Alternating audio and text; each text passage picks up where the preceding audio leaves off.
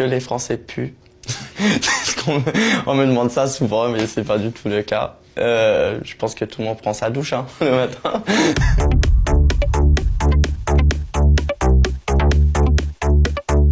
En Grèce, on a toujours l'idée que les Français sont un petit peu révolutionnaires, donc sont chauds. Et c'est vrai, depuis que je suis ici, c'est les grèves tout le temps.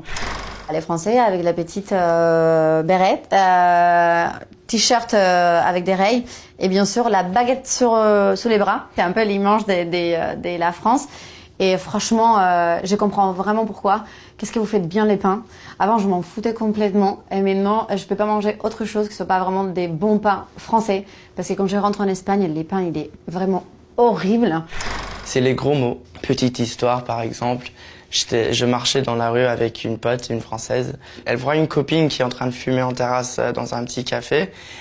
Elle se voit et elle dit « Putain, mais ça fait longtemps !» Mais jamais de la vie au Royaume-Uni, tu fais « Mais fuck !» Ça se fait pas. Les Français, ils font vraiment la queue partout. Et aussi dans les supermarchés, il y a la queue parce que la caissière se prend du temps pour parler avec leurs clients. En Allemagne, faire les courses, par exemple, ça c'est vraiment le stress. La caissière, elle est comme un robot, elle se dépêche vraiment.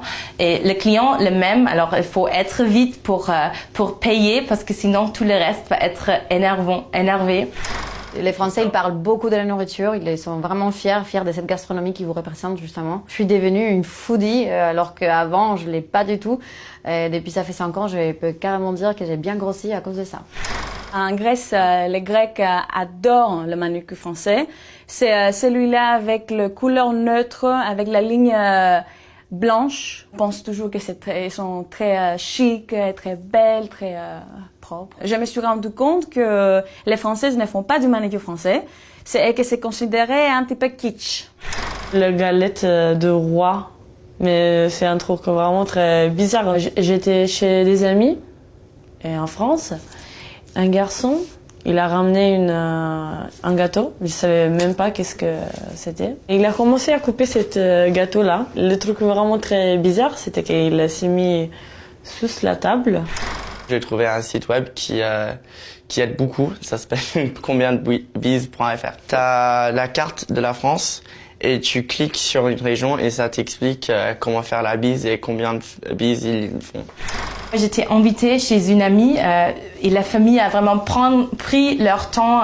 On a commencé alors avec l'apéritif, après on a eu l'entrée, après on a eu le plat principal, après le fromage est venu, après on a mangé le dessert et tout ça a duré des heures. En Allemagne, ça c'est jamais comme ça. On est efficace, on est vite, on mange très vite, pas avec un dessert peut-être et c'est fini. Quand il y a des gens qui me demandent ça va si normal, je dis normal.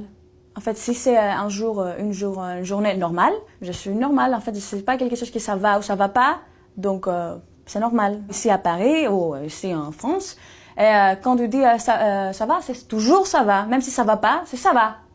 Donc il regarde et dit ça va. Donc on sait que ça va pas, mais ça va, comme ça. Donc je trouve un petit peu ça, ouais, bizarre.